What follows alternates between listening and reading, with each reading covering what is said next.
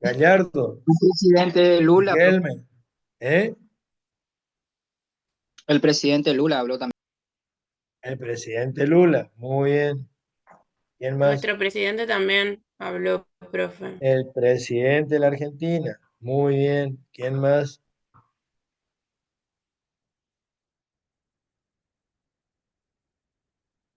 ¿Quién más dijo cosas importantes? Ya tenemos 4, 5, 6, pero faltan otros 4, 5, 6.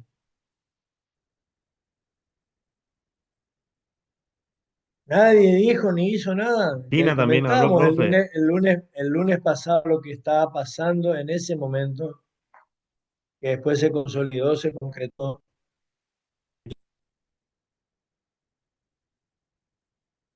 ¿Qué hizo Inglaterra? ¿Qué hizo Francia? ¿Qué hizo Alemania? ¿Qué hizo Australia? Con respecto a En la la ONU, disertación en de la la ONU, ONU. Trump dijo que era exagerado la No, Trump, pronunciación de yo lo que estoy queriendo es que tenga, digamos, 10, 15 tipos dijeron cosas importantes en relación palabras. a la situación central de Medio Oriente, pero también, ojo, dijeron cosas importantes en relación al funcionamiento mismo de la organización, cosa que ustedes tienen que atender porque es lo que estamos dando en este momento. Bueno, Eso que ustedes, eso que ustedes están estudiando, la organización y el funcionamiento, la competencia, las facultades, el poder que tiene, si es que tiene Naciones Unidas, de todo eso se estuvo hablando, a todo eso se refirieron varios de ellos, entre ellos nuestro presidente, el presidente Trump y algunos más. ¿Funciona, no funciona la ONU? ¿Sirve para algo? ¿No sirve para nada? el Y canciller de Cuba pidió reconocer como Estado a Palestina de pleno derecho. muy bien, solo el canciller de Cuba. No, o sea, casi todos los exponentes que fueron ahí arriba pidieron conocerla de pleno derecho para poder ayudarla, pero también exigieron a nivel económico, los bloqueos económicos que están teniendo los países. También, muy bien. Bueno, todo eso que ustedes tienen que armarse el combo y leer bien lo que dijo cada uno y marcar bien lo que dijo cada uno, porque hay similitudes y diferencias muy marcadas. En algunas cosas, algunos discursos se parecen, piden lo mismo, opinan lo mismo, y en otros marcan defectos o problemas distintos cada uno, algunos parecidos también, porque tienen posiciones parecidas. Quienes tienen posiciones parecidas y quienes tienen posiciones antagónicas. ¿Sobre qué? Sobre la estructura actual de la Organización de las Naciones Unidas, sobre la estructura formal actual de la sociedad internacional. Bueno, profe, ministro, por ejemplo, de Rusia, él Ujú. habló de Fíjense, que, no la habíamos citado hasta ahora, nos habíamos olvidado de Rusia. ¿Qué le claro, parece? él Nada habló menos. muy críticamente. Yo no le entendí bien lo que él quiso decir con que estábamos violando el Occidente, violando el sistema de los principios de la ONU, de la Carta de la ONU, Claro. y que Y intentos bueno, de debilitar a Rusia a través de Ucrania y que la OTAN, o sea, él estaba acusando a la OTAN de expandir militarmente, expandirse militarmente cerca de Rusia. bueno, muy bien. ¿Y tiene razón o no tiene razón el ruso? Para saber si tiene razón o no tiene razón y quién tiene más o menos acercarnos a quién tiene razón y quién dice un poquito más la verdad que los otros, desde ya le aclaro que ninguno dice toda la verdad y que cada uno tiene posiciones vinculadas con sus propios intereses, además de si es que tenemos buenas intenciones en relación a que el sistema internacional funcione. ¿Me siguieron? Sí, sí. Bueno, entonces, para llegar hasta aquí y entender lo que hoy estás pasando, es lo que armamos el cuestionario ese que al final no le pasamos, haciendo un panorama, un recorrido por 2, 3, 4 bolillas del programa en forma transversal para tratar de juntar más o menos los temas y que se entiendan. Profe, ¿puedo hacerle una Sí, consulta? Eso de pero sí, pues, no sé si le dije ya la primera clase, la otra. En el momento en que se le ocurra hacer cualquier pregunta, háganla, ¿eh? Corten menos más y pregunten lo que se le venga a la cabeza como inquietud, como necesidad de aclarar, incluso aunque no tenga, si se acuerdan de repente de cosas que dijimos antes y no le quedó clara o no preguntamos, cosas, pregunten lo mismo. Che, lo que dijimos la clase pasada, tal cosa que no podemos aclarar, tal, perfecto, Le pregunto, no hay porque problema. hubo como muchos miembros que pidieron la reforma del Consejo de Seguridad, empleando Ajá, nuevos sí, miembros permanentes. ¿Eso se ajá. podría hacer aparte de las cinco potencias hoy en día? Que Bueno, son miembros buena, permanentes. buena pregunta. Se podría hacer, dejamos la pregunta esa para el final, para cuando tengamos más elementos todos para Bueno, contestarla. ok, ¿Y profe. de qué depende que se pueda o no se pueda? Bien, ¿Cómo, lo que tenemos que entender, ¿verdad? Es cómo llegamos hasta aquí, cómo fue cambiando el mundo y cómo fue cambiando el derecho internacional. Esto es como en otras ramas del derecho, ¿verdad? Eh, Cuando no existía el divorcio era una cosa, desde que existió el divorcio es otra cosa. Cuando no existía el matrimonio igualitario era una cosa, ahora que existe el matrimonio igualitario es otra cosa. La percepción que se tenía de determinados delitos hace unas décadas era una y hoy es otra. Fue cambiando la realidad, las relaciones de poder en la sociedad y en el derecho internacional y en la política internacional, los cambios esos son todavía más notables, digamos, de cómo fue cambiando el mundo y el derecho. No es lo mismo el mundo este que el mundo de hace 100 años. Estamos hablando de cuando estaba empezando a funcionar la Sociedad de las Naciones después de la Primera Guerra Mundial, que el mundo después de la Segunda Guerra Mundial, que el mundo de fines del siglo XX o que el mundo ahora. ¿Se entiende? Sin embargo, sin embargo, hay continuidades. Los intereses, especialmente los intereses de las grandes potencias, siguen siendo bastante parecidos a veces, aunque adoptan formas distintas de materializarse, pero los intereses y las intenciones de imponerse a los demás, de dominar a los demás, de obtener beneficios a costa de, si es necesario, los derechos de los demás, eso sigue y recrudece justamente, depende de las relaciones de poder.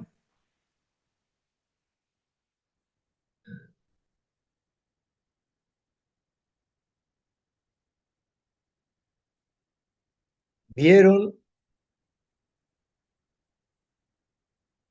No, con ustedes no llegamos a hablar absolutamente nada, ni de Sociedad de las Naciones, ni de Naciones Unidas, o sí el otro día hablaron con Galucci.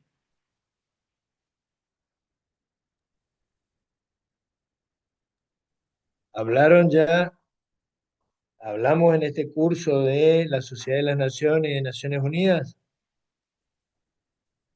De Sociedad de las Naciones, sí, profe, de Bueno, 1919. Pero Naciones Unidas estábamos empezando lo de la ONU. ok. Dijimos, para que empecemos a ordenar así, esto sería bueno hacer un gran cuadro, con unos gráficos para entenderlo, háganlo ustedes si les sirve a medida que vayamos hablando.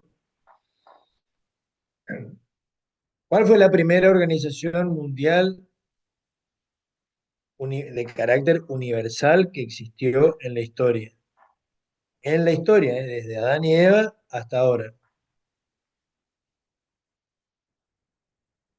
La Sociedad de las Naciones.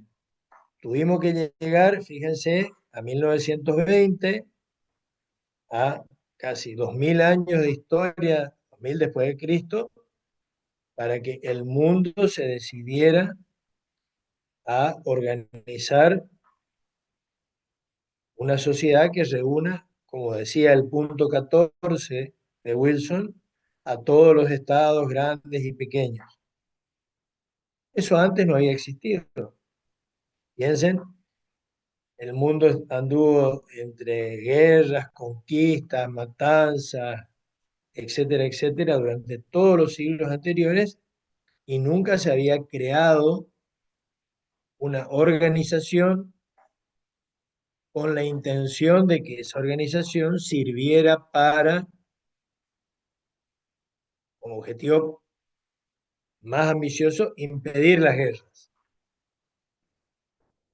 que no haya más guerras. El Y como Tratado de objetivo, Versalles fue uno de los primeros de 1919, sí, pues, sí, sí. donde Es se ver- penalizó, se castigó a Alemania. ¿Era Alemania? Sí. sí, sí, Sí. también eso, castigar al culpable, digamos, al que los Exactamente. ganadores definieron como culpable.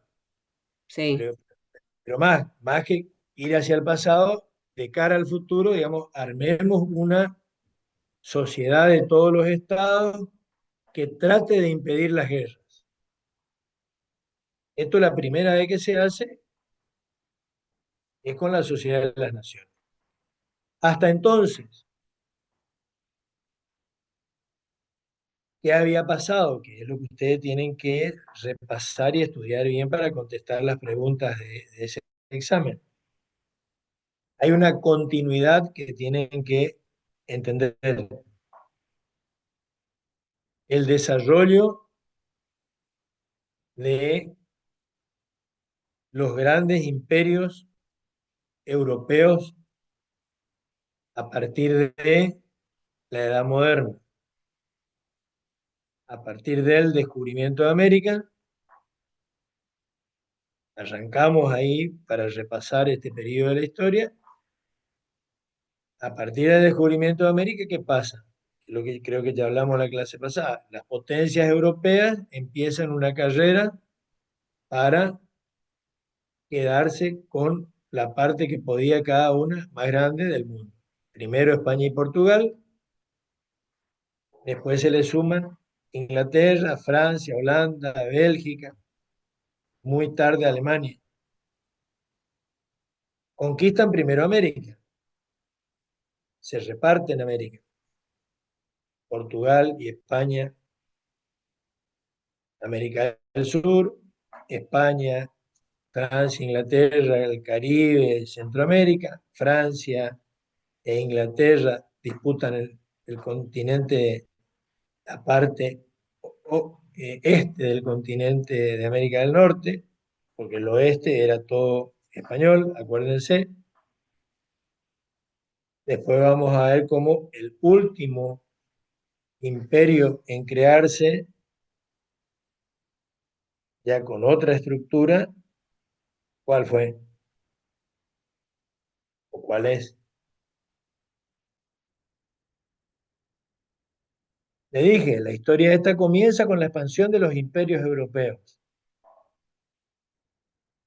Y después, ¿qué otros imperios aparecieron? aparte de los europeos. El Imperio Otomano, profe. Portugal, Estados Unidos. El Imperio Otomano está ahí a caballo entre, igual que el ruso, a caballo entre Europa y Asia. Estados Unidos. Estados Unidos, que era un actor inexistente hasta 1776, se independiza en 1776 y empieza una carrera espectacular. En 100 años se convierte en una primera potencia mundial y en 150 años en la primera potencia mundial. ¿Qué le parece?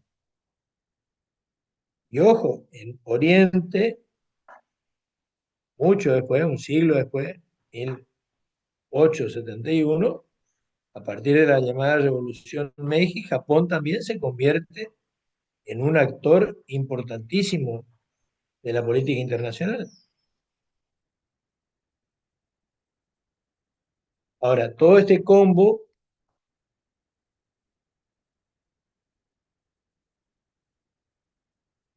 tienen que verlo a partir también, por eso las preguntas de la Revolución Francesa y de la nacionalidad y del nacionalismo, en clave de quiénes son los actores que hacen estas cosas, cómo están integrados, qué tipo de bicho, como dice un profesor muy bueno de política internacional, qué animal, qué clase de animal son cada uno de estos actores. Es lo mismo cuando en la política internacional, a la política internacional la manejaban las grandes monarquías absolutas, que hoy por hoy que hay más monarquías absolutas y hay otros intereses. Es igual, esa es la pregunta simple, tonta y complicada de qué cambia con la Revolución Francesa, qué cambia en lo interno y qué cambia en lo externo, en la política internacional con la Revolución Francesa. Eso ya lo vimos el otro día, ¿se acuerdan? ¿Se acuerdan o no? Parece que ya perdieron la memoria y ya se fueron a dormir la siesta. Sí, profe, que primero antes estaba el Imperio Otomano y regía el No, emperador y el papa, y después se pasó, claro, digamos, a, después de la bueno, Revolución.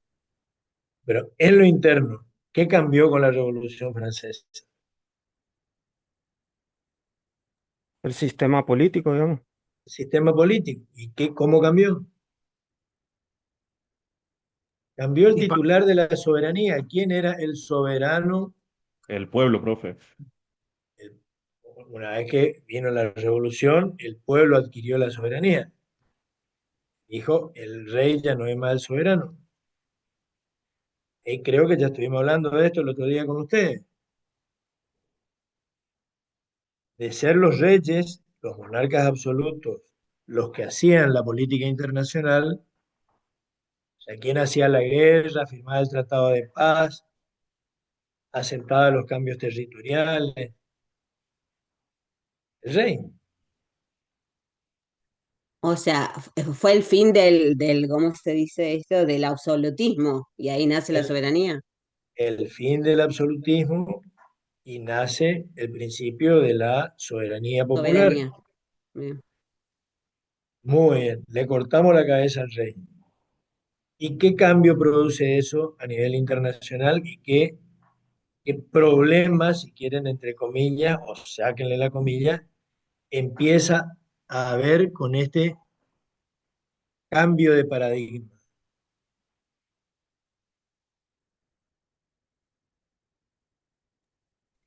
Puede que o sea, el pueblo que se volvió soberano empiece a adquirir derechos Sí, pues, sí, sí, sí, sí, señor. Y que y se pone lleve, fin Las al decisiones con privilegio de respecto la al ámbito monarquía.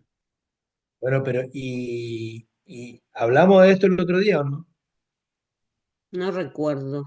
¿No? Bueno, si hablamos, repetimos para que quede claro. Cuando el soberano era el monarca, ¿quién declaraba la guerra? El monarca. ¿Quién negociaba la paz? El monarca. ¿Quién firmaba el tratado de límite? Le daba territorio, le quitaba territorio. Se casaba el hijo del uno con la hija del otro, intercambiaban coronas. ¿Quiénes hacían, decidían todo eso? Los monarcas, ¿sí? Le consultaban a los pueblos si querían pasar de ser súbditos de un rey a súbditos del otro, o del nuevo reino que se creaba por el No, matrimonio. profe. No, para nada. El rey era el dueño absoluto de todo, como yo le suelo decir, el territorio, y chancho, perro, caballo, gallina, todo lo que había adentro, y entre ellos nosotros, los súbditos, no teníamos ni voz ni voto, ¿sí? Claro. Empezó como un tipo de democracia. Empezó la democracia en sí. ¿No? Empezó la democracia. Ahí está. Ahora, ¿y qué lío se arma a partir de ahí?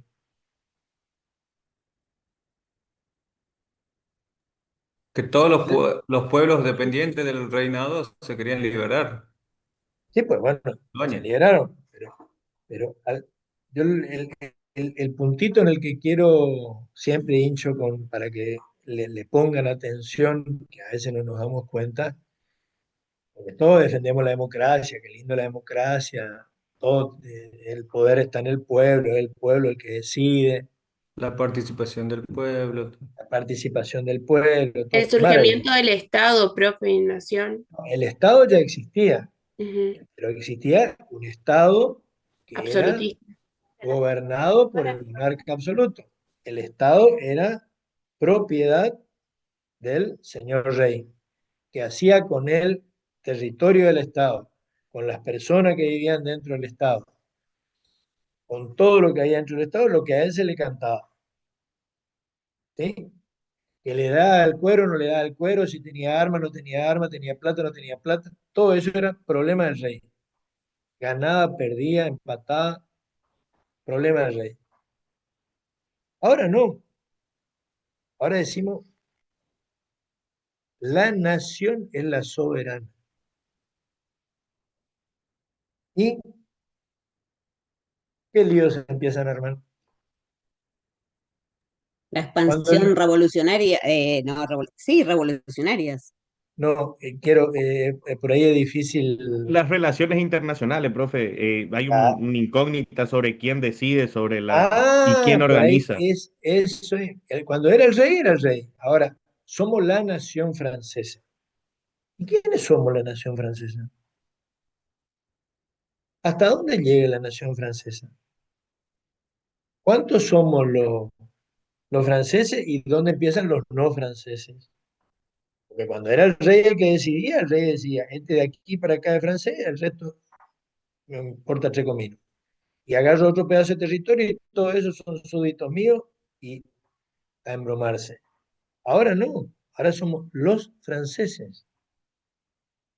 Ahí empiezan todos los líos de definir quiénes somos los franceses, qué es una nación,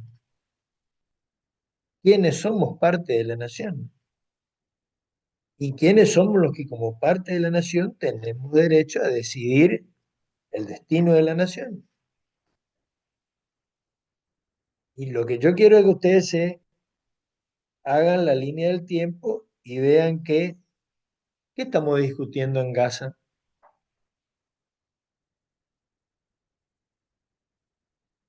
¿Quién ocupa, o sea, de quién es el territorio? ¿Qué territorio? ¿Sí? ¿De quién es Gaza? De Palestina. ¿Y qué es Palestina? Y teóricamente ahora es un estado porque eso le quería preguntar yo. Ya No sé, ¿es un Estado o no es un Estado? Si es lo que estamos discutiendo. Algunos dicen que sí, otros dicen que no. bueno, esa es mi pregunta. Los otros días habían tres países que declararon o lo aceptaron, no me acuerdo cómo es la palabra, como nación, la cual Ujú.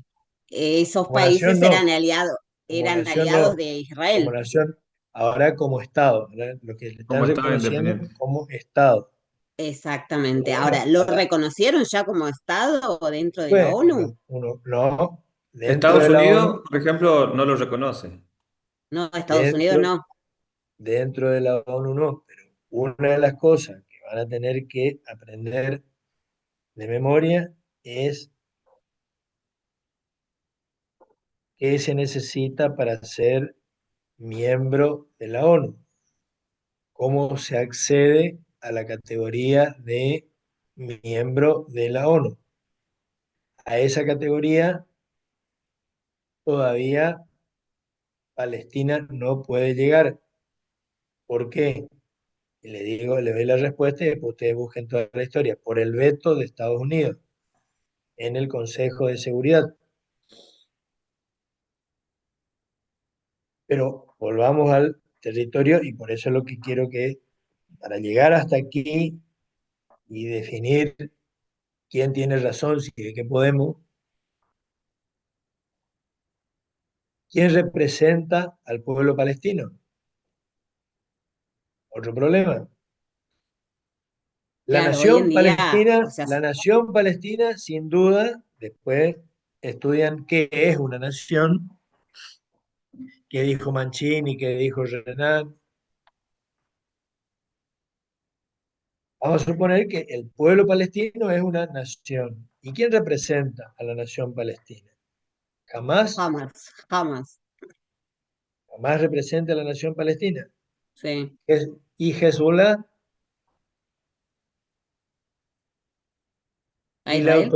y la autoridad palestina, el señor Mahmoud Abbas, que es el que habló, aunque Estados Unidos, violando todas las normas del derecho internacional y violando el acuerdo de sede que tiene con la ONU, porque la ONU tiene su sede en Nueva York, porque la ONU firmó un tratado que se llama Acuerdo de Sede con Estados Unidos, que es el país donde están sus principales órganos.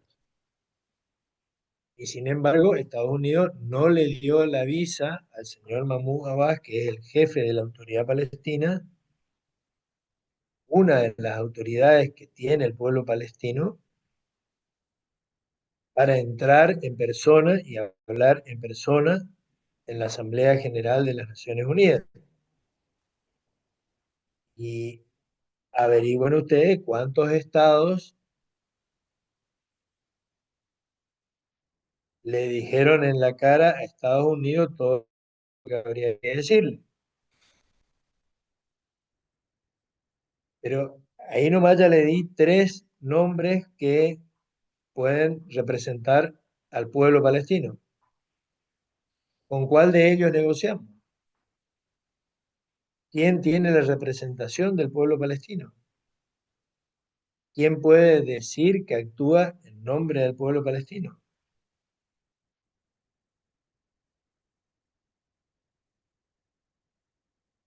Para eso tenemos que retrotraernos justamente a este puntito que le estoy diciendo cuando se empezó a armar este lío, cuando los franceses dijeron en 1789 le cortamos la cabeza al rey y desde hoy la soberana es la nación francesa. Y ahí empezó el lío. ¿Quién representa a la nación? ¿Hasta dónde llega la nación? Los enfrentamientos más crueles entre franceses y alemanes, ¿por qué se dieron? Las guerras napoleónicas, la guerra franco-prusiana, la Primera Guerra Mundial, la Segunda Guerra Mundial. ¿Qué están discutiendo hoy o, o lo discuten formal y expresamente? Algún día, si quieren firmar un tratado de paz, van a tener que sentarse y discutirlo Ucrania y Rusia.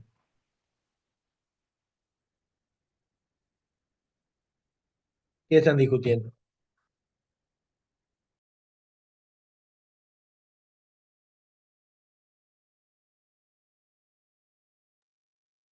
¿Qué están discutiendo?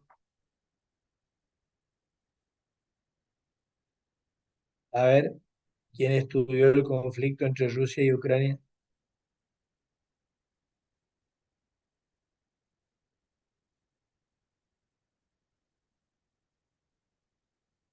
Cri, cri. Profe, o sea, Palestina está peleando el territorio, porque ellos quieren que Sí, Jerusalén sea su capital, sí, los judíos también. claro. Y ¿Qué entonces dijo? ahí Una de las cosas, una de las cosas que tienen que estudiar, ahí están las preguntas en el cuestionario que no les mandamos, más la nuestra. ¿Cuál es el estatus internacional de Jerusalén? ¿Qué dijo la ONU sobre Jerusalén? ¿Qué dicen los palestinos sobre Jerusalén? ¿Qué dicen los judíos sobre Jerusalén? ¿Qué resolvió la comunidad internacional cuando resolvió la partición de Palestina en el 47 y cuando después dictó otras resoluciones sobre el estatus de Jerusalén?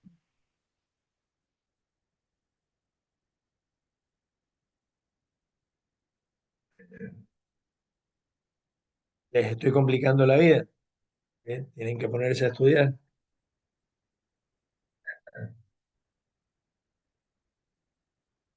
Para entender todo esto justamente es que linchamos con, porque ¿de dónde sale todo esto?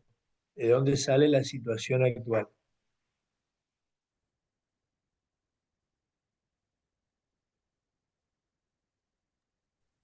De allá de la Biblia, ¿sí?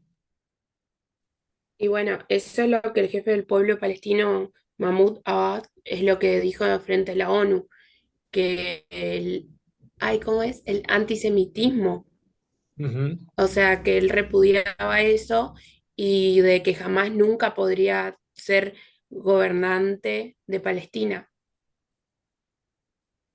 o sea, que no lo reconozcan a jamás, sino que No, no, pero reconozcan a las autoridades. Mahmoud Abbas dice que la única autoridad legítima sobre Palestina es la de la autoridad palestina. Claro, El problema es que, como van a ver cuando lleguen al final del estudio, esa autoridad palestina todavía no está ejercida ni tiene facultades para ejercerse como la autoridad de un Estado soberano, porque todavía no se le reconoce, no toda la comunidad internacional le reconoce a Palestina el estatus de Estado soberano.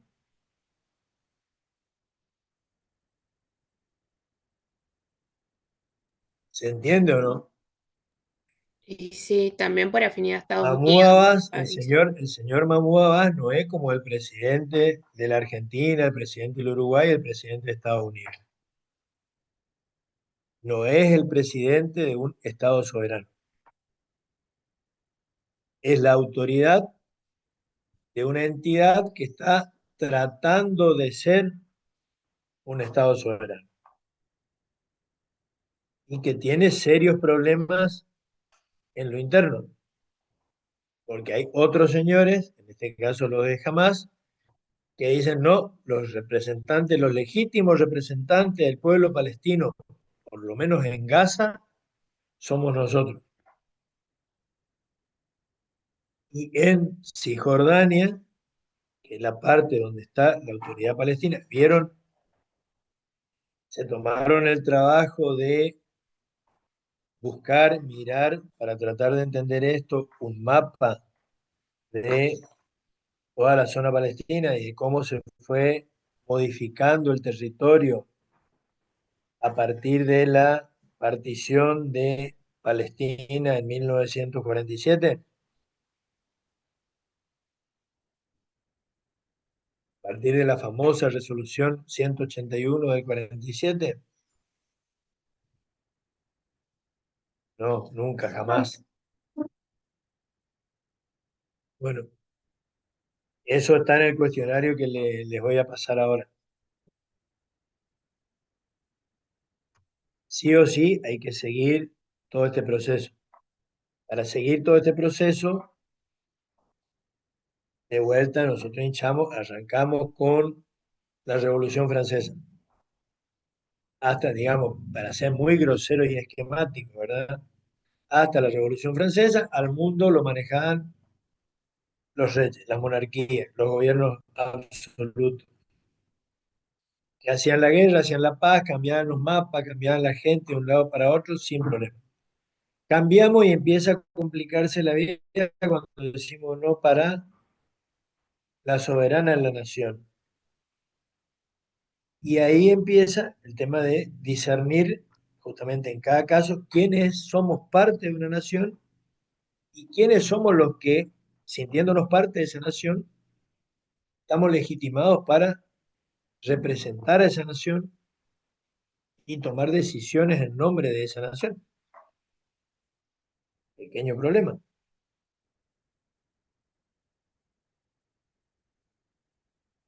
¿Se entiende o no?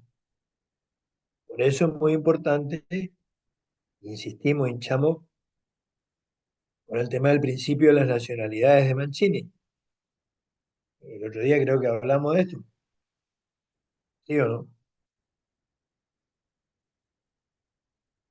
Sí, profe. Que los mandé a mirar El Gato Pardo. ¿Miraron El Gato Pardo? La serie sí. ¿Y qué les pareció?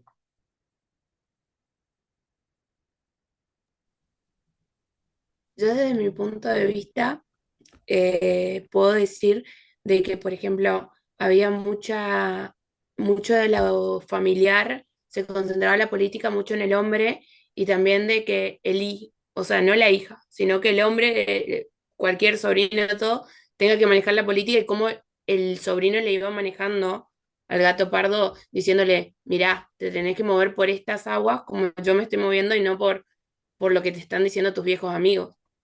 Ujú. Tenemos que cambiar todo para que todo siga igual. ¿Querés seguir teniendo tu noble, tu título, tu Claro, territorio, tu esto, tu otro? Bueno, seguime a mí, hacete revolucionario claro. y vas a seguir teniendo el mismo poder que tenía dentro de la revolución. Pero todo eso en el esquema de que armaron el señor Garibaldi, el conde de Cavour y finalmente el rey Vittorio Emanuele, para hacer de Italia, que estaba dividida en varios estados, un solo estado soberano,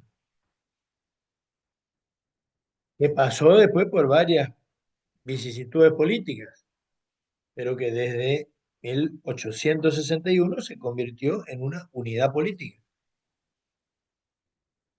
Después incluso recuperó territorio. Si leen,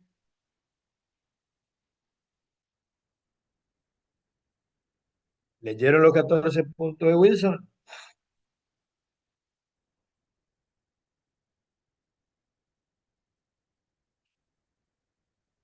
leyeron los 14 puntos de Wilson. Lo leímos en clase con el profe, allá, Muy bien, pero ya no más. no los tienen ahí a mano. Creo que el Sí, punto sí 12 lo tenemos hablaba acá. de darle un desarrollo autónomo de las Aquí nacionalidades y no intervenir. habla, Wilson trata en varios puntos estos temas de las nacionalidades. Uno de los puntitos referido a Italia, para que justamente el imperio austrohúngaro le devuelva a Italia,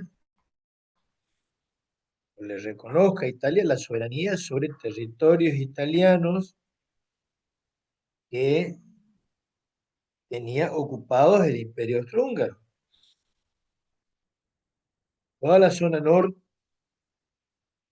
de Italia estaba ocupada por el imperio austrohúngaro.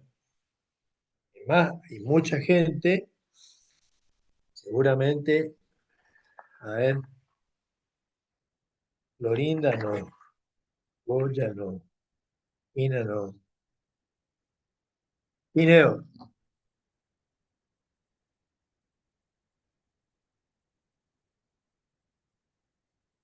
Altamiranda, ¿de dónde no parece español gallego? Es. Vanegas también. Barberis.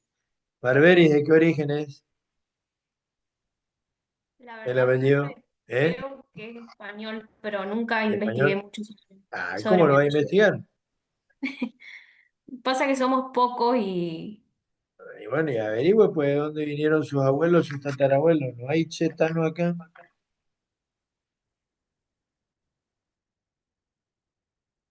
A ver, Castelli, Jurín, Mi mamá, Fernández, Macula, Turín Milesi. Jurín, ¿el italiano? Milesi, mi madre Ah, italiana y mi Mildes. padre, Bueno, sí, Milesi, son del norte Jurín me de suena Italia. medio árabe, ¿no? No, croata. Croata. Churín sería con el acento en las C, creo que es allá, ¿no? Espera un momentito, me están llamando por teléfono. Bueno,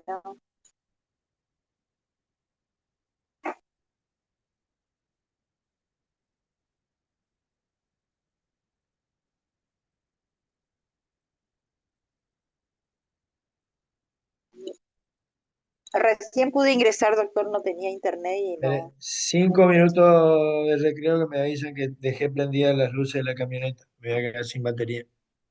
Bueno, Ya vuelvo.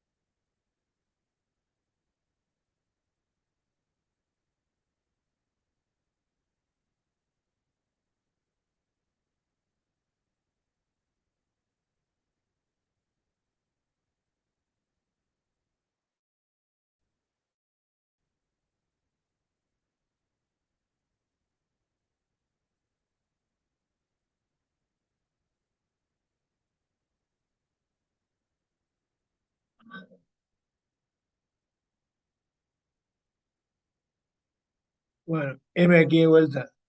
¿Dónde quedamos? Los 14 puntos de Wilson. No, pero ¿de qué estamos hablando? De... De los apellidos. De los apellidos, Ah, profe.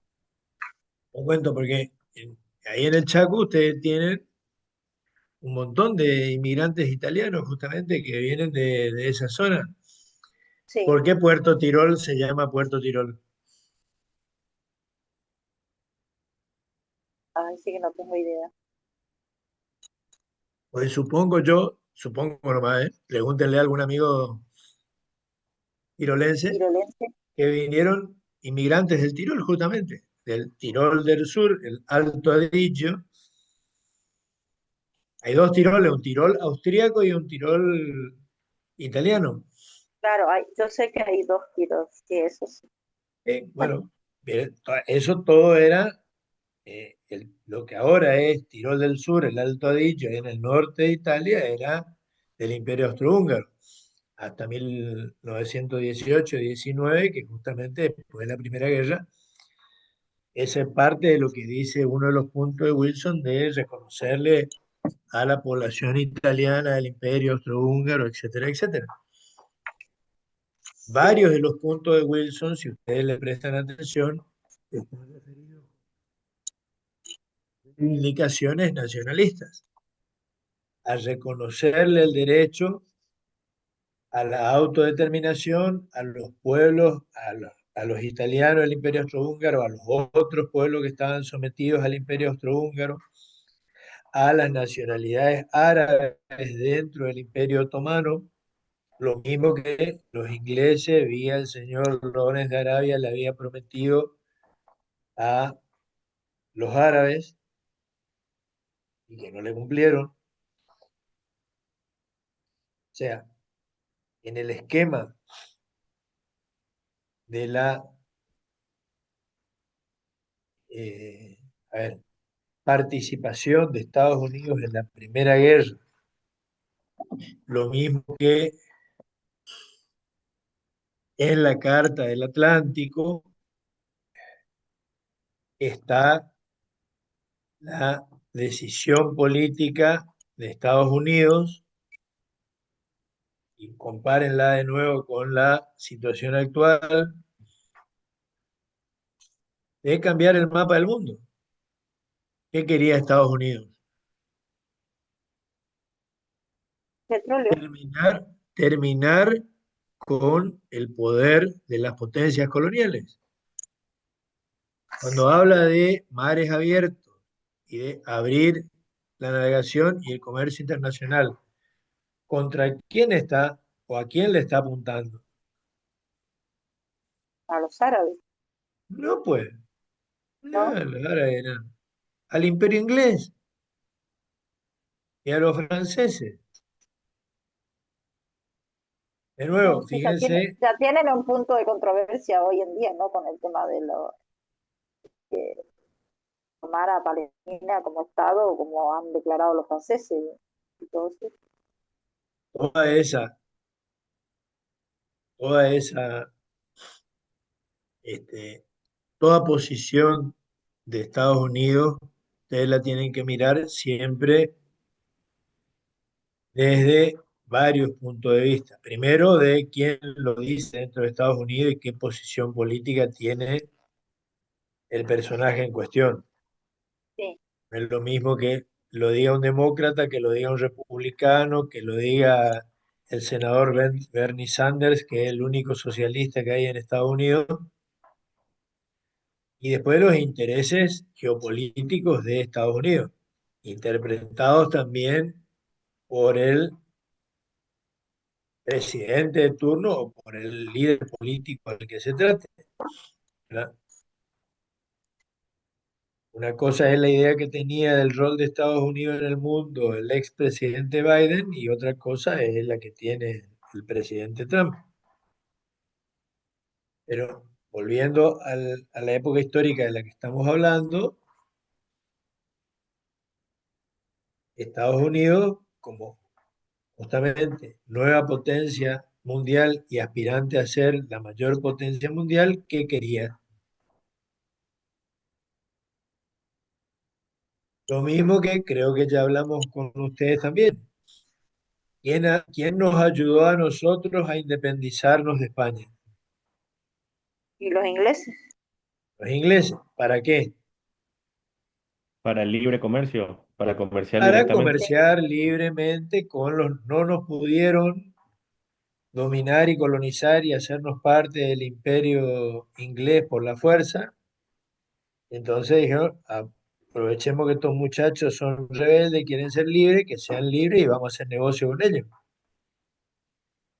Y para eso se tiene que independizar de España, porque España nos tenía absolutamente clausurada la posibilidad, salvo el navío, etcétera, etcétera, nada de libre comercio. Inglaterra hacía exactamente lo mismo con sus colonias. Yo siempre le suelo decir, probablemente ya se lo dije a ustedes, si miran un mapa de África en 1945, ¿qué van a ver? Las colonias En inglesas. 1945 había solamente dos estados independientes en África. Etiopía, allá sobre el Océano Índico, y Liberia, acá enfrente sobre el Océano Atlántico, que es así chiquitito y tampoco era independiente, pero Angabú que era independiente, diríamos los correntinos. El resto de África era todo colonia, Claro. o inglesa, o francesa, o belga, o portuguesa, O inglés. o, o Inglés. sí, inglesa, por eso. O sea, todo el continente, hasta 1945, todo el continente africano estaba cerrado al comercio mundial, que no sea con su metrópoli colonial. O la India, hasta 1948, que se declaró la independencia de la India era colonia británica. Claro. La India y todo lo que está alrededor, ¿no? Lo que hoy es Pakistán, Bangladesh, etcétera. Ceilán. Después se reparte, pero queda la parte de Cachemira, como siempre hay un conflicto, Sí, como pero lo Gaza, que le como... quiero decir es que, ¿por qué insistía en esto Estados Unidos? Mucho más todavía en la Carta del Atlántico. Porque eran miles de millones de personas, mercados importantísimos que estaban cerrados al comercio internacional, especialmente al comercio de Estados Unidos. Aparte, de nuevo, política, vamos a reconocerle algo a los norteamericanos. ¿Quién fue la primera potencia anticolonial de la historia? El primer pueblo que se rebeló contra su metrópoli colonial y constituyó un Estado independiente.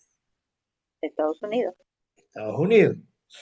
Entonces, el famoso imperialismo moral de los yanquis, el hecho de que ellos se creen con la misión de convencerlos a todo el mundo de que sean democráticos, instauren un Estado de Derecho parecido al de ellos, con las libertades, la mar en coche, es cierto también, es cierto. Las dos cosas van de la mano, las libertades políticas y el comercio, la economía. Entonces, por buenas razones, si quieren ustedes, el principio de la libre determinación de los pueblos, el hecho de que todos los pueblos tienen derecho a elegir libremente su condición social, política y económica, se deriva justamente de ese principio instaurado en la Revolución Francesa en la soberanía popular.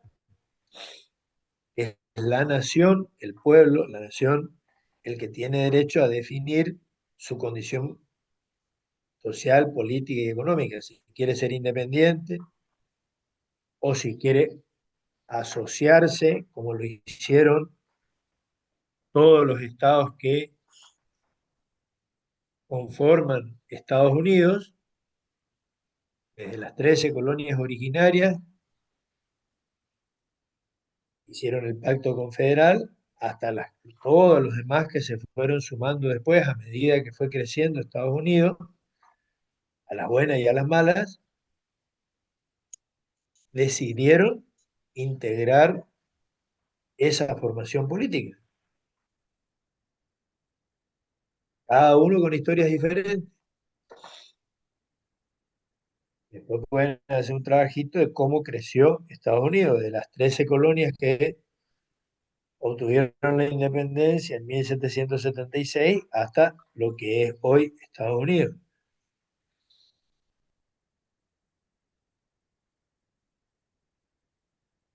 Ahora, de nuevo, cómo fue evolucionando todo esto es lo que tienen que hacer en ese trabajito.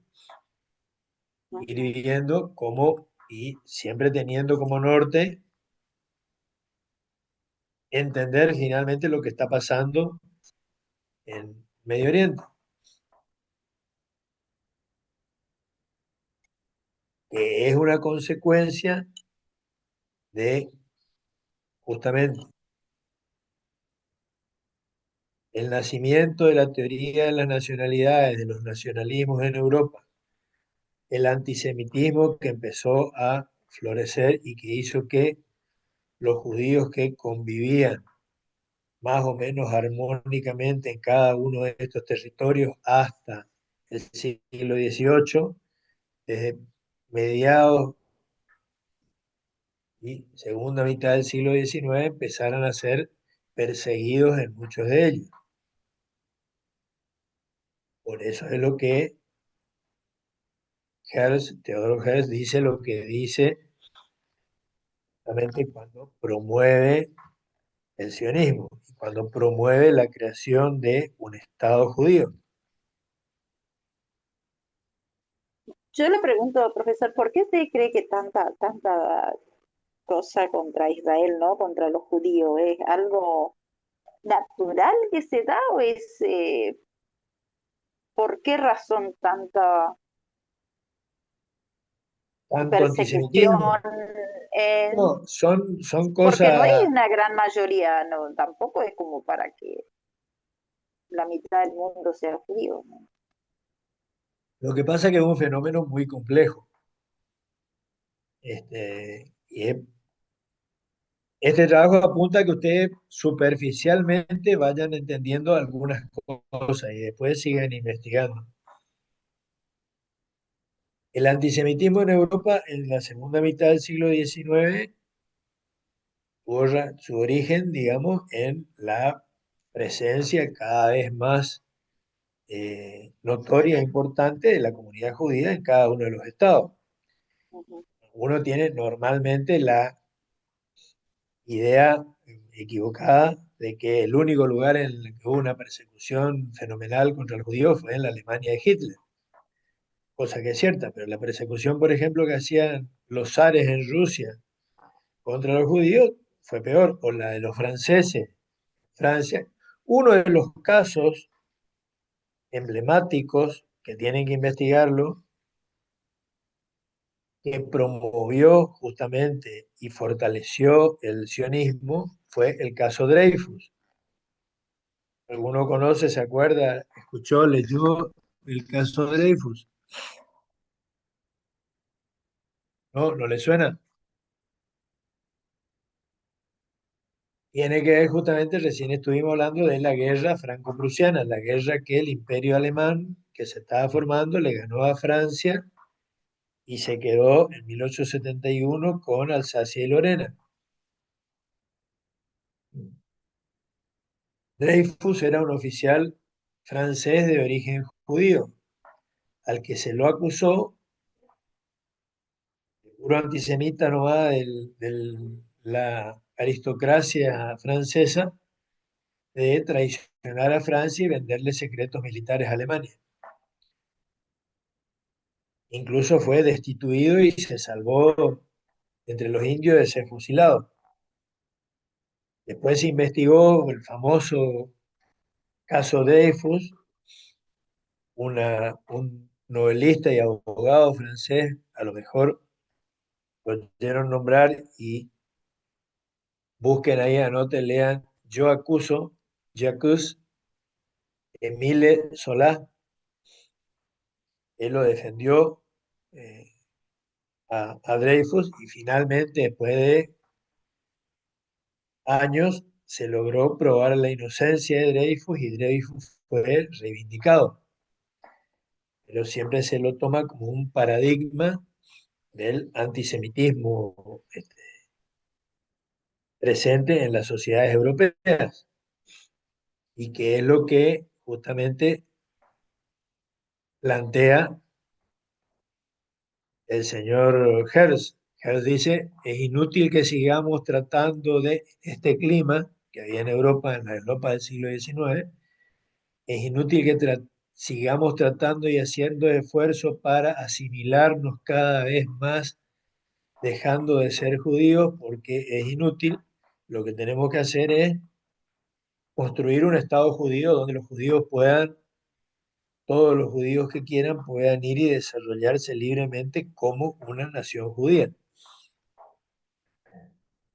Y propone justamente un subtitulito que dice Argentina o Palestina. Una de las posibilidades era venir a Argentina, y la más defendida y promovida por Hess era volver a la tierra histórica de Palestina. Y ahí comienza, que es lo que hay que ver justamente, la vuelta del pueblo judío a tierra prometida. Acuérdense que era el hogar nacional original del pueblo judío, del cual fue expulsado 2 o 3 veces, depende de las interpretaciones de la historia. Bueno, la última por los romanos, y ahí comenzó la diáspora efectiva. Ahí comienza, que es lo que tienen que ver, justamente, cómo se genera la reinstalación del pueblo judío o de los judíos en Palestina, cómo van inmigrando, cómo los ingleses apoyan eso, por eso la declaración Balfour, cómo se exacerba muchísimo más con la persecución del nazismo y el holocausto,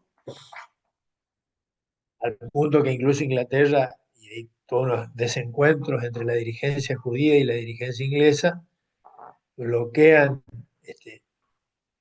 varios de los programas migratorios, y cómo empieza ya la rivalidad entre los migrantes judíos y los nativos palestinos. Y empieza a constituirse lo que hoy son las fuerzas de defensa israelíes, las fuerzas armadas israelíes, como guerrilla. Eso es, no sé si lo comentábamos el otro día con usted o en el otro curso, era esto que la dirigencia judía acusa, y con justa razón si quieren, a Hamás y compañía de terroristas. Los dirigentes, los padres fundadores de Israel, Ben Gurión, Golda Meir y compañía, eran guerrilleros, porque tenían, por un lado, tenían que armarse su propia defensa para defenderse de la agresión de los pobladores originarios. Y por otra parte empezaron también a generar actos de violencia contra lo que ellos consideraban la ocupación ilegítima de Inglaterra a través del mandato. El hecho más notorio fue el asesinato del representante de la ONU, del conde Folke Bernadotte, que fue asesinado por uno de estos grupos guerrilleros, justamente. Una de las primeras opiniones consultivas de la Corte Internacional de Justicia fue justamente si la ONU tenía derecho a reclamar por el daño sufrido por un agente suyo en ejercicio de sus funciones. En el caso de un conde sueco, Folke Bernadotte, que está cumpliendo tareas en Palestina. Curiosamente, hoy que Netanyahu y compañía tiene una alianza política interna, eso es tan confuso si uno se pone a estudiar la composición política interna, todas las distintas partidos políticos, si quieren ustedes, que conforman la realidad política de Israel hoy, sobre todo la extrema derecha religiosa, cuando en su origen la mayoría de los líderes políticos de Israel eran socialistas, marxistas, socialistas, o sin ser marxista algunos eran socialistas. La organización política, si lean, tienen que leer, de los kibbutz y compañía, era un esquema absolutamente socialista, marxista. Era la única forma, además, y fue justamente reconocido ese tipo de organización política la que permitió sobrevivir y luchar y enfrentar con éxito todas las contras, digamos, que tenía para convertirse en un fenómeno político exitoso. El Estado de Israel, los fundadores del Estado de Israel convirtieron el desierto en terreno fértil, con un laburo fenomenal, una organización y un sacrificio personal de todas las generaciones iniciales, esa, fenomenal. Con, ojo, una organización política de corte bien socialista, si leen lo que es la organización de los kibbutz, la organización de la vida comunitaria, nada que ver con lo que, aunque persiste, creo, ese tipo de organización en algunos lugares, ya no es la mayoritaria, no es el esquema que tienen hoy los colonos israelíes. Todo esto en el esquema de la Sociedad de las Naciones y después de la Organización de las Naciones Unidas. ¿Qué hora es a todo esto? No apareció todavía el doctor Galucci, que tenía que aparecer a las 15. ¿Anda por ahí? -5 son, doctor. Ah, entonces le damos 5 minutos más a Galucci. Inclusive, doctor, acá los judíos de acá no mandaban, no sé si mandarán todavía a sus hijos a los 17 años, lo mandaban los kibúes a trabajar. Sí, algunos a los kibbutz y otros a vivir y otros... No, sí, la mayoría estaban 3, 4, No, trabajaban no sé si ahí, no los sé si hacían. la verdad que no sé si la mayoría, pero sí, mucha gente, y muchos jóvenes, digo, de mi generación, por ejemplo, era casi un desafío ir y hacer por lo menos una experiencia de unos años en un kibutz o en la vida comunitaria de Israel. Claro, yo conocí Ojo, una familia que eran mellizas y le mandaron unos a trabajar en las plantaciones de banana y la otra trabajaba en los comedores comunitarios que había ahí, ¿no? claro, Estuvieron 3 meses o 4 meses, creo que fue, 4 meses y después volvieron. Fue como, ellos las mandaban a hacer como una experiencia de trabajar, de saber cómo sí, era todo. hay un montón, si buscan en internet, incluso de las organizaciones judías, hay un montón de artículos, videos, explicando por ellos mismos, digamos, cómo lo hicieron, cómo lo fueron desarrollando a lo largo del tiempo. Y ojo, en un ambiente, de nuevo, esto es lo que tienen que ver ustedes, los sucesivos enfrentamientos, porque esto no es que la guerra empezó ahora, ¿eh? No, no, Esta es la cuarta, quinta guerra entre Israel y primero todos los grupos árabes. Porque, a ver, Israel comienza a aparecer en el mapa del mundo después de finalizada la segunda. La primera guerra tuvo toda la inmigración, conflictos, etcétera, pero empieza a aparecer en el radar político internacional después de la Segunda Guerra, porque justamente Naciones Unidas toma la decisión de crear dos estados, un estado árabe y un estado judío. Los judíos aceptan, eso lo tienen que estudiar, y los árabes no, y ahí nomás en 1948 comienza la primera guerra árabe-israelí. Y la primera expansión territorial de Israel fuera de los, eh, el territorio dibujado en el mapa de partición por la ONU. Pues hay una serie de idas y venidas, la guerra de los 6 días, la guerra del canal de Suez, la guerra del Yom Kippur, donde alternativamente ganaron y perdieron territorio.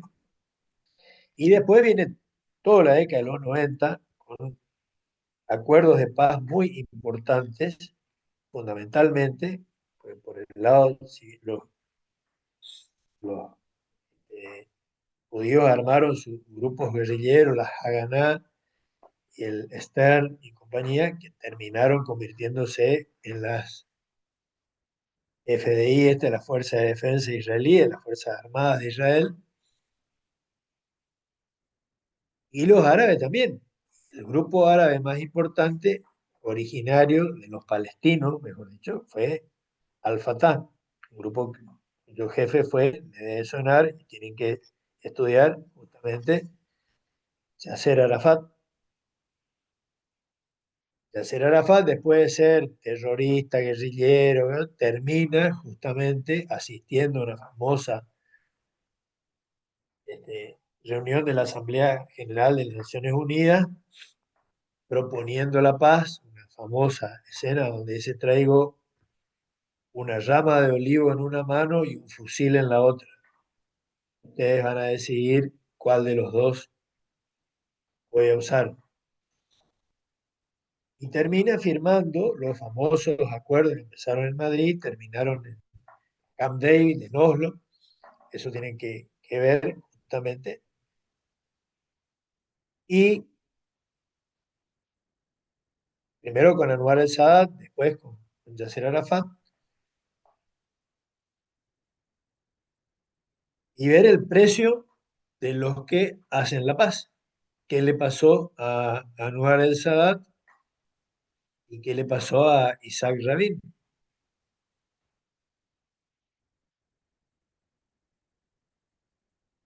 De nuevo, para entender esto que estamos diciendo de quién toma las decisiones en los grupos nacionales. ¿Es un conjunto homogéneo o hay una diversidad y una heterogeneidad que hace muchas veces, primero, muy complejo y después imposible de decidir o, a ver cómo decirlo, eh, pronosticar cuál puede ser el resultado?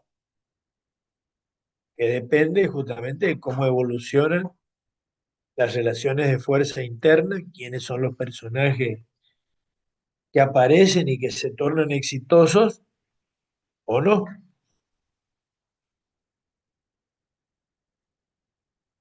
Probablemente toda esta dureza de la posición de Israel actual no sería posible si no existiera un personaje como Netanyahu, que es obviamente un tipo durísimo y al que yo creo que le interesa entrar en la historia como el que engrandeció a Israel, más allá de que ahora le digan asesino, criminal, todo lo que quieran.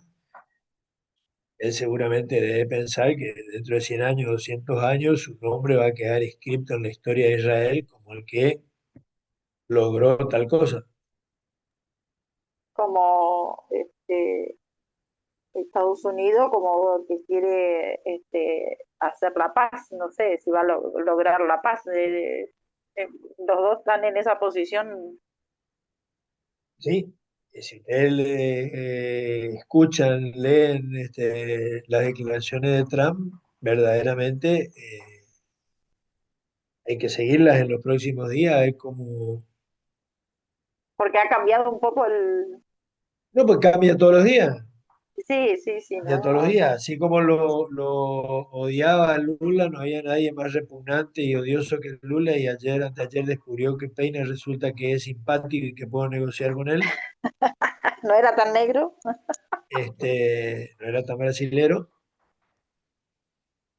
También ha cambiado, ni hablar de sus idas y vueltas con Putin, ni hablar de sus idas y vueltas con Zelensky. Dice que terminó con 8 guerras. Yo no conozco que haya terminado con ninguna, pero él quiere que le den el Premio Nobel de la Paz porque terminó con 8 guerras y ahora dice que va a terminar con esta. Por un lado, se niega a reconocer, no quiere, dice que no va a reconocer un Estado palestino, pero por otro lado, supuestamente también con mucha firmeza, dice que no va a reconocer de ninguna manera una anexión territorial de Gaza por parte de Israel. Así que, Creo que lo único que él quiere es mantener, que él supuestamente hay unos 21 puntos que va a presentar. Yo creo que él bueno, es como que quiere manejar ahí el tema y sí, el problema es que él ha vetado todas las resoluciones de la parte. Ahora, fíjense con el doctor Alucci, cuando vean, a ver, uno de los propósitos fundamentales de la Carta de las Naciones Unidas es de la organización misma, el primero, en el artículo primero, inciso primero, mantener la paz y la seguridad internacional. El órgano encargado de eso es el Consejo de Seguridad. El Consejo de Seguridad ya tiene 7 vetos de Estados Unidos en resoluciones que intentaban avanzar en el mantenimiento de la paz. El Consejo de Seguridad de Naciones Unidas incluso puede disponer del uso de la fuerza, que es lo que debiera hacerse en este momento: instalar Fuerzas Armadas de Naciones Unidas, cascos azules que vayan, se pongan en la frontera y digan todas las Fuerzas Armadas de Israel de vuelta al territorio de Israel, y jamás entregue los rehenes y prácticamente se disuelva y le dé la autoridad le dé el mando a la autoridad palestina, lo cual de claro, nuevo es muy complejo. ¿Por qué? Porque gracias a la intervención de Israel, porque algunos dicen que jamás incluso es una creación de Israel, o por lo menos que Israel financió a Hamás en sus comienzos para debilitar a la autoridad palestina y a Hezbollah, que es el otro grupo otro grupo. guerrillero palestino financiado por Irán y compañía. Entonces es verdaderamente complejo, porque en Gaza supuestamente hubieron elecciones libres y supuestamente ganó Hamás. Entonces, ¿cómo vamos a ir con una misión internacional a decir, venimos nosotros a suplantar la voluntad del pueblo palestino? ¿Con qué autoridad? Ahora, a la vez, la actividad guerrillera y terrorista y militar de Hamas es incontrolable. Y entonces tiene ahí sí razón Israel en decir, tenemos derecho a defendernos. ¿Se entiende la complejidad del asunto? Sí, igualmente creo que la ONU ha sido muy vapuleada, muy mal esta vez con los discursos de varios que nos la han dejado muy bien Mira, parada, ¿no? En su hace, propia casa. hace una semana que vengo discutiendo por ahí en alguno de los programas de radio y de televisión con expertos en el tema, y no le quiero decir groseramente a gente que sabe muchísimo y probablemente más que yo, no leyeron más bien algunas cosas que ustedes tienen que leer bien. La visión trialista sirve para entender perfectamente eso y entender cómo se creó la ONU, para qué se creó y qué facultades decidieron darle los estados que la crearon, siempre fue para que funcione así como funciona, o que no funcione en todo caso. Porque ¿qué es lo que impide que se tome una decisión? Esperen que te vuelvo.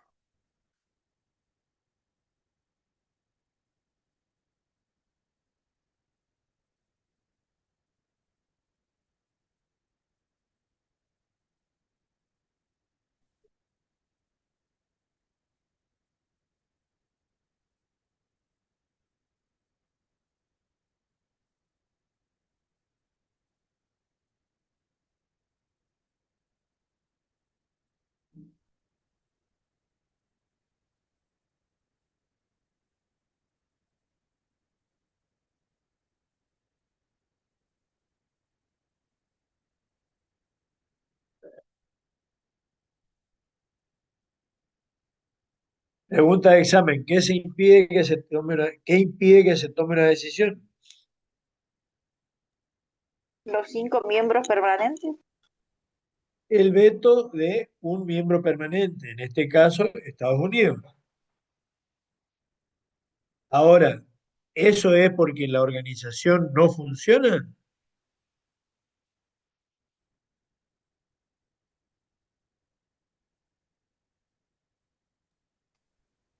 No, no Pregunta. creo. No, no creo que ¿Cuándo, porque no cuándo, funcione. cuándo, cuándo uno dice esto funciona mal? Cuando no marchan bien las cosas. Cuando Cuando no no se funciona, cuando no ¿cómo? se respetan los acuerdos o Claro, no, las no, normas para la cual las fue normas. constituido. A ver, si a un auto, camioneta, camión que tiene que funcionar con gasoil, gasolero, le pongo nafta, ¿qué pasa? Y no funciona. No funciona. Y voy a decir, ¿es culpa del aparato de porquería este que no funciona? No, le estoy queriendo No, hacer funcionar con algo que no está previsto que funcione, no fue creado para que marche con nafta. Pero acá pasa lo mismo, le estamos queriendo hacer a la ONU algo que la misma Carta Orgánica de la ONU no prevé que se haga. La Carta de la ONU fue creada por sus organizadores, fundamentalmente por Estados Unidos y la Unión Soviética, y fundamentalmente por Estados Unidos, para que funcione así. Está funcionando el aparato como sus fundadores quisieron que funcione. Si queremos que funcione de otra manera, habrá que modificar la carta, que es lo que Argentina propuso algunas veces desde su fundación y que ahora varios proponen. Pero no es cuestión de cambiar la letra nomás. Ahora el doctor Galucci le da, hay un mecanismo incluso ahora al margen de lo que dice la letra de la carta originaria, hay una famosa resolución 377 que se dictó, se aprobó, se tomó durante la guerra de Corea, que permite que en situaciones como estas, cuando el Consejo de Seguridad, dice textualmente la resolución, por falta de unanimidad entre sus miembros permanentes, no cumple con su misión de mantener la paz y la seguridad internacionales. O sea, porque el Consejo no funciona por el veto de uno de sus miembros, la Asamblea puede intervenir, podría intervenir, con mayoría absoluta de sus miembros, o sea, la mitad más uno de los miembros.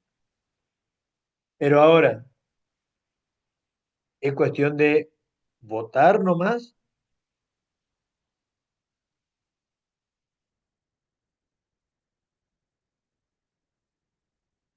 o hay que tener poquito de decisión un poquitito más peligrosa. Una sí, cosa es, una cosa es hablarlo, tomamos la otra, decisión, mandamos tropas, ¿y quién pone las tropas? claro, ¿Y quién y paga después, las tropas? Estamos acostumbrados a que se mueven tropas por el mundo, pero las paga Estados Unidos porque le conviene a Estados Unidos, o la Unión Europea, o Rusia, o China, o Israel, o el que sea. Pero y Y después tenés nosotros, que, el resto, los que tenemos, estamos cargados de buenas intenciones. Ahora, los costos ¿estamos políticos dispuestos a pagar los costos políticos y los costos económicos? económicos, no, no creo. Ah, bueno, entonces, Claro, todo es cuestión de decisión y de tomar el costo político y económico. ah, bueno, y entonces, Pero parece que no hay. en principio, según la Carta de Naciones Unidas, artículo 27 de la Carta de Naciones Unidas, las decisiones se toman por 9 votos afirmativos en cuestiones de fondo, se toman por 9 votos afirmativos, incluidos en ellos los 5 votos afirmativos de los 5 miembros permanentes. Eso es lo que pide la Carta. Y el artículo 12 de la Carta establece expresamente que cuando el Consejo está tratando un tema, la Asamblea no se puede meter.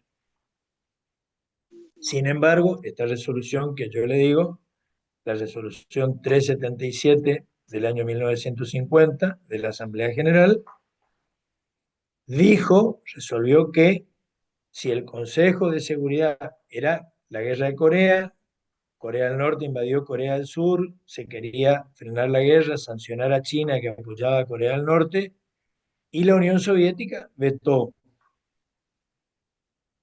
vetada sistemáticamente. Entonces Estados Unidos forzó en la Asamblea, pero era Estados Unidos. De ahí salió la guerra de Corea. Que la Asamblea decida intervenir, aún contra el Consejo de Seguridad.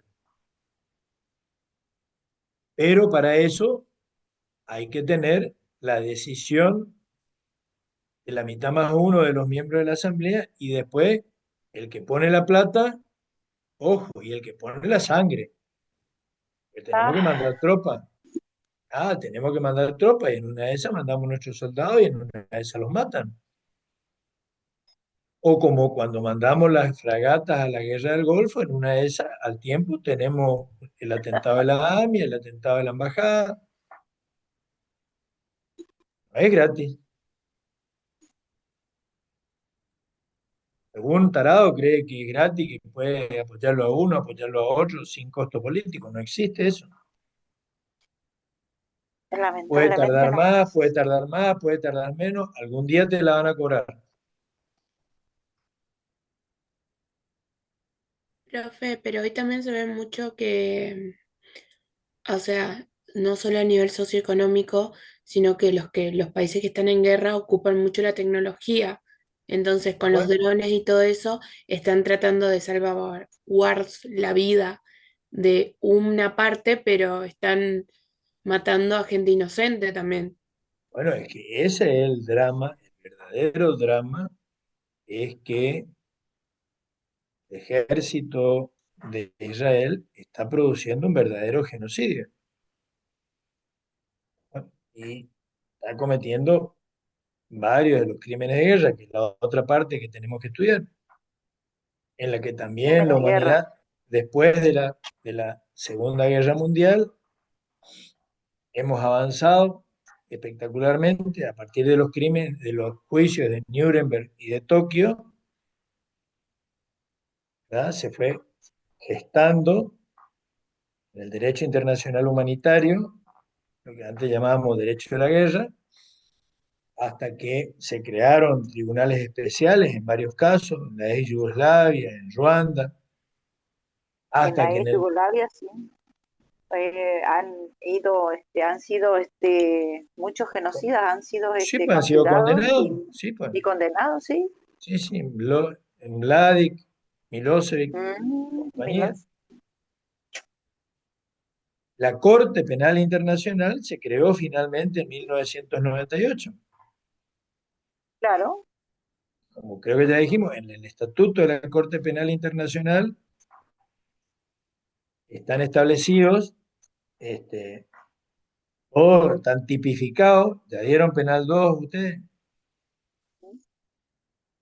¿Saben lo que son los tipos penales? Bueno, los tipos del derecho internacional penal, o sea, los crímenes contra la humanidad, están tipificados en el Estatuto de la Corte Penal Internacional. Y si se ponen a leer, cosa que tienen que hacer y estudiar esos tipos penales, van a ver que en prácticamente todas las acciones que está llevando adelante Israel en territorio de Gaza, cae en esos tipos penales. La palabra Y Rusia, genocidio, Rusia no, anoche dice 600 drones, dice que mandó Rusia anoche. no, pero eso a Ucrania. A Ucrania, ¿no? Claro, Sí, pues, pero no, no, digo no, yo, no, los rusos, ojo, los rusos también, ¿eh? por eso le pregunto a los rusos también, porque Y pues, sin duda, por eso, justamente el fiscal de la Corte Penal Internacional ha pedido la captura internacional del señor Putin y del y señor del Netanyahu y de su ministro de Netanyahu. Defensa y de los jefes de Hamas a los que aparentemente Israel ya mató.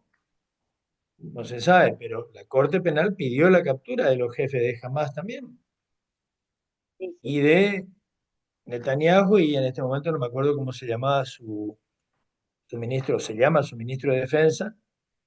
Y de Zelensky, ¿no? ¿Cómo? Del de Ucrania, de Zelensky, ¿no? Zelensky. No, no, de Zelensky. Zelensky no. No, no, no, no, no, Zelensky no. No, es que Zelensky, salvo ordenar alguna misión de drones y de cosas contra Rusia, no. Su guerra es defensiva. No sé si le pueden haber hecho algún abuso de las tropas ucranianas a las tropas rusas, pero no lo podés acusar a Zelensky de, por ejemplo, atentar contra la población civil, cometer genocidio, etcétera, si está trabajando en su territorio y defendiendo su territorio. Ujú. Y no sé si tienen o no individualizado, probablemente sí, a la gente que en el Donetsk y en todo el territorio que está reclamando Rusia, a los habitantes pro-rusos de esos territorios a los que le podría estar haciendo algo. La verdad que no desconozco.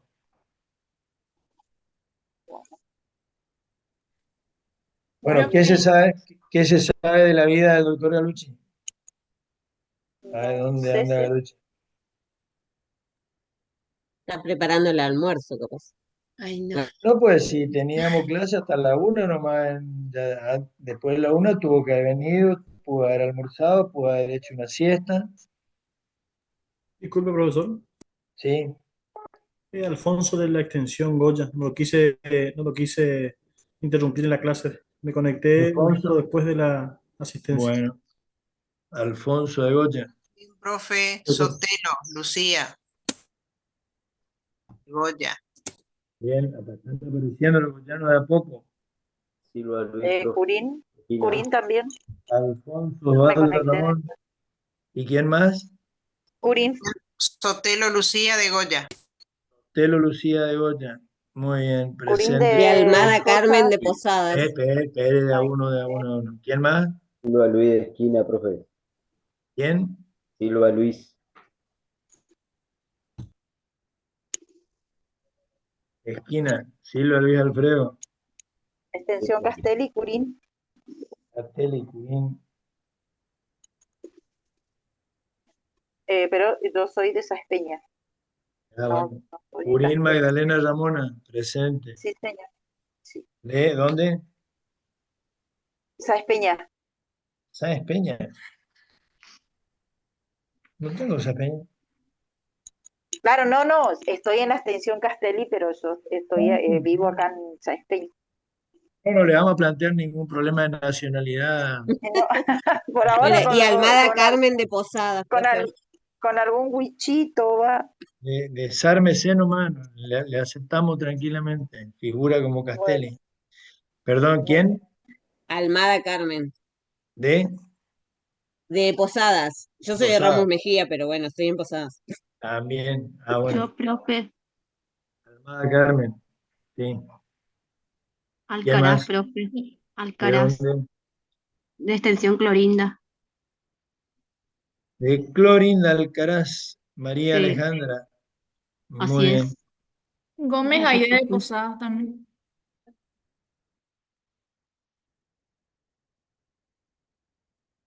Gómez Aide Belén de Posadas.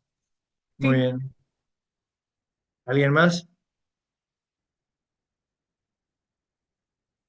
¿Nadie más? Muy bien. Bueno, y nos da señales de vida el doctor Galucci.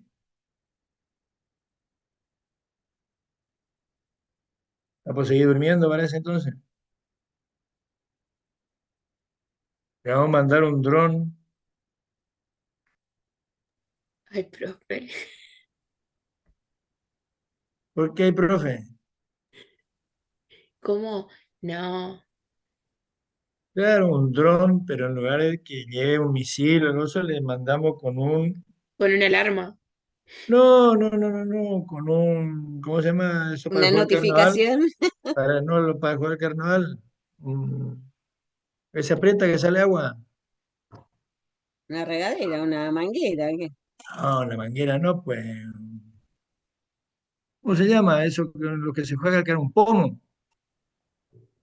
No me diga, no Para Una jugar conoce al los bombilla pomos. le carnaval. tiramos, No, no, una no, bombilla le tiramos. un dron con un pomo de agua bien helada, que vaya a la ventana donde está durmiendo Galucci y le haga, ahí le pega un chorro de agua helada que se despabile. ¿No le gusta la idea? ¿No lo quieren No, despabilar? Sí tendría que pobre, debe haber, estar se cansado. tendría que haber cumplido para cumplir sus deberes, sí. Yo Claro, hice y sí, todo lo pues el tipo posible por asistir a la clase de... ya está incumpliendo con sus deberes el tipo. Claro. Hace rato, así que bien le podemos mandar un dron que lo despierte. Yo no le digo tirarle un misil, ni hacerle volar el edificio, ni nada por el estilo. Pero espabilarse capaz que le conviene. Bueno, entonces, hasta que aparezca el doctor Galucci, lo que tenemos que ver en todo este contexto, que vamos a terminar el cuestionario, es cómo se fue generando en la comunidad internacional el cúmulo de reformas políticas y jurídicas, o sea, cómo en los hechos fue cambiando y en la realidad también, digamos, se fue manifestando, esos cambios de poder se fueron manifestando política y jurídicamente. Desde un mundo manejado exclusivamente por las monarquías absolutas, sin prácticamente ninguna regla, a un mundo donde poco a poco los pueblos fueron tomando protagonismo y hoy por hoy en el mundo, mal o bien, nos gusten o no nos gusten los resultados de las elecciones, la mayoría de los estados vive en un sistema más o menos democrático, con sistema representativo, y entonces eso que dijimos apareció en la Revolución Francesa, la idea de que la soberanía reside en el pueblo, y los pueblos se fueron organizando e identificando y más o menos coinciden con el esquema ese que decía el señor Mancini, ¿se acuerdan lo que decía el señor Mancini?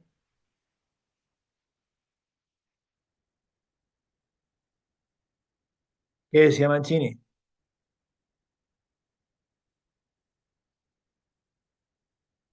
Toda nación tiene derecho a constituir un Estado y todo Estado debiera estar formado por una sola nación. Eso decía Mancini, por eso terminamos hablando del Gato Pardo y de la unidad italiana para promover que Italia se uniera políticamente en un solo Estado, echar a los franceses, echar a los austríacos, echar a los españoles, los redujera al Estado Vaticano al mínimo y se constituyera la unidad política italiana, para que los italianos decidieran qué diablos querían hacer de Italia.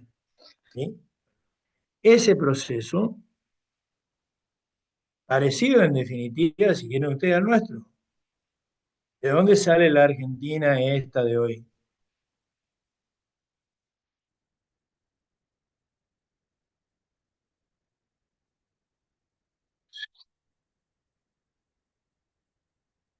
A ustedes les pregunto. Así un mago, el mago sin diente, dijo hop y creó la Argentina.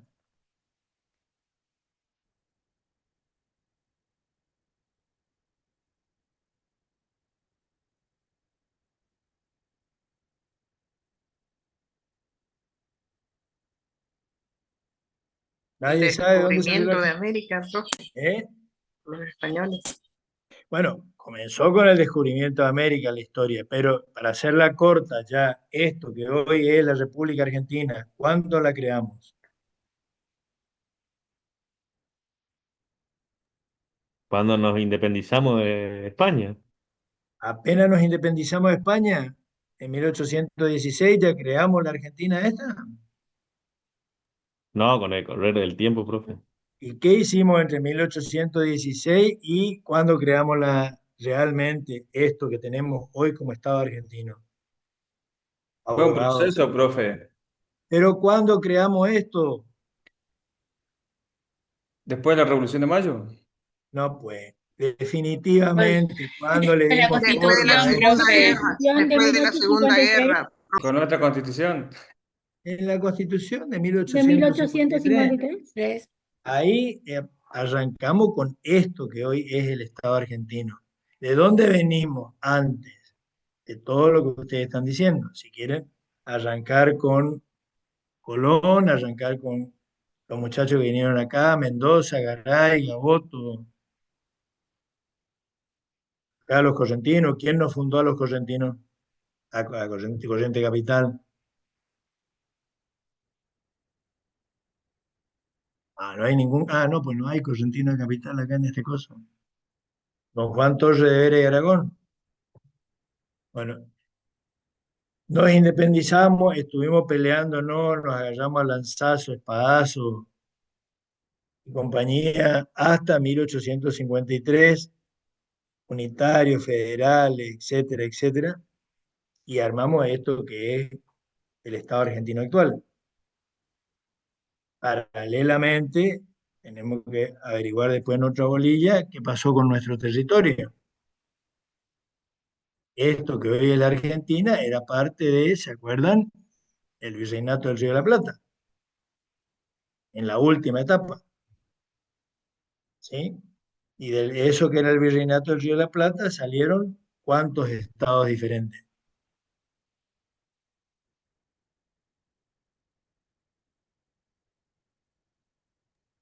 Chile, ¿Cuántos? Paraguay, Uruguay. No, Chile no Bueno, formaba parte del Virreinato del Río de la Plata. Uruguay. Uruguay. Uruguay. Uruguay, Uruguay, Brasil, no, No, Brasil Brasil, Brasil no. tampoco. no, tampoco Uruguay, No, Paraguay y se van Argentina. a enojar, se van a enojar los brasileños. Uruguay de los sí, portugueses. Uruguay sí. ¿Y quién más? Paraguay, Bolivia, Paraguay, Perú, Uruguay. Bolivia, Perú, no, Bolivia sí, Perú ya no. Perú era el Virreinato del Perú. Ahí nomás. Venezuela, No, pues. No, ahí tampoco. nomás. ¿Cómo tampoco? ¿Dónde Venezuela está? está ahí arriba. Agarro un mapa de Sudamérica. Venezuela está allá arriba en el Caribe. No. Uruguay, Paraguay y Bolivia eran parte, en el momento en que nos independizamos, o en el proceso de independencia, 1810, 1816, eran parte del Virreinato del Río de la Plata. Y después se constituyeron en estados independientes separados del nuestro. Con todo lo que no voy a empezar a preguntar porque se me van a caer las medias.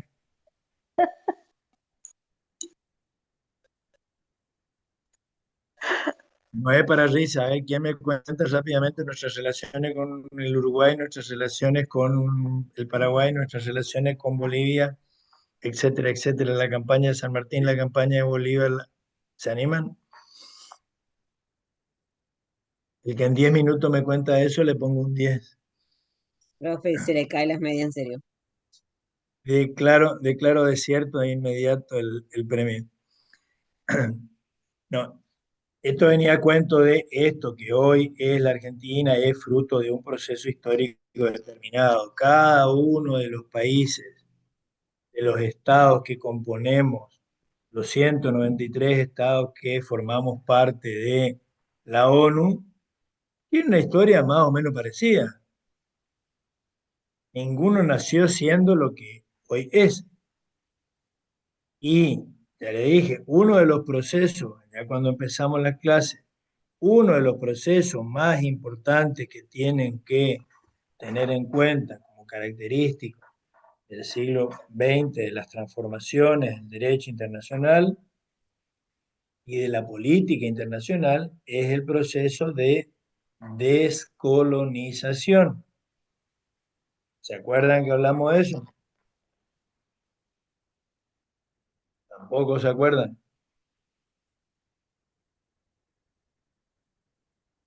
Ahora cuando venga el doctor Galucci, le voy a pedir que me dé la dirección de su psicóloga. Acá estoy, Meissner. Dame la dirección de tu psicóloga, porque no se acuerdan más ya de lo que hablamos en la primera clase. No leen. Te salvaste, ¿eh? Ya habíamos votado, ya tomamos la decisión del Consejo de Seguridad del curso este, mandar un dron.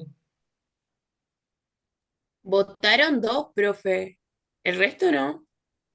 No, No por unanimidad hubo se tomó la votación. decisión. Yo que vengo a ser el Donald Trump del curso este, dije que se tomó por unanimidad la decisión de enviar un dron a la ventana de Galucci con un pomo de agua helada y pegarle un chorro de agua en la cara para que se despierte. No, ojalá. Y acá aplaudieron todos, dijeron, bien, bien, así se Ojalá. despabila, por fin. Ojalá. Bueno, quedás a cargo entonces, te falta, hablamos un poco de más o menos toda la evolución de la comunidad internacional. Hasta aquí habría que empezar a repasar de nuevo el texto ya de la Carta de Naciones Unidas, teniendo en cuenta todos los órganos, las funciones, cómo se toman las decisiones, etcétera, Propósitos etcétera. y principios también. Propósitos y principios, y no dimos eso, Pero nosotros salvo, lo dimos con el profe Galucci, la anterior clase, los ¿ya dieron propósitos y ya? principios. Bueno, Sí. muy bien. Preguntarle a ver si se acuerdan entonces, capaz que vos le explicás mejor que yo y se acuerdan de lo que vos le dijiste. No le tengo fe, pero el que ¿Eh? anotó puede ser que se acuerde. Y bueno, insistirle a él y preguntarle de nuevo. Y después todas las resoluciones, lo que sí no alcanzamos a hablar, todas las resoluciones referidas a la creación del Estado de Israel y la creación que ahí sí me comprometía a pasarle de nuevo el cuestionario que no le pasamos completo para que hagan el trabajo. ¿No le pasamos el trabajo completo? No. Así que Pero ahora a la noche, ahora a eh, la noche voy a ver si eh, lo rehago, sacándole algunas cosas y poniéndole otras para que entre también, que sí mm, hablamos, pero no mucho, mm, de nada en realidad. Estuvimos ujú. repasando los nombres de los que dijeron algo en la última semana y media en Naciones Unidas, pero no hablamos mucho de lo que se dijo o lo que se resolvió. Así que eso vinculado a lo que dice la letra de la carta. ¿Estamos? Ah.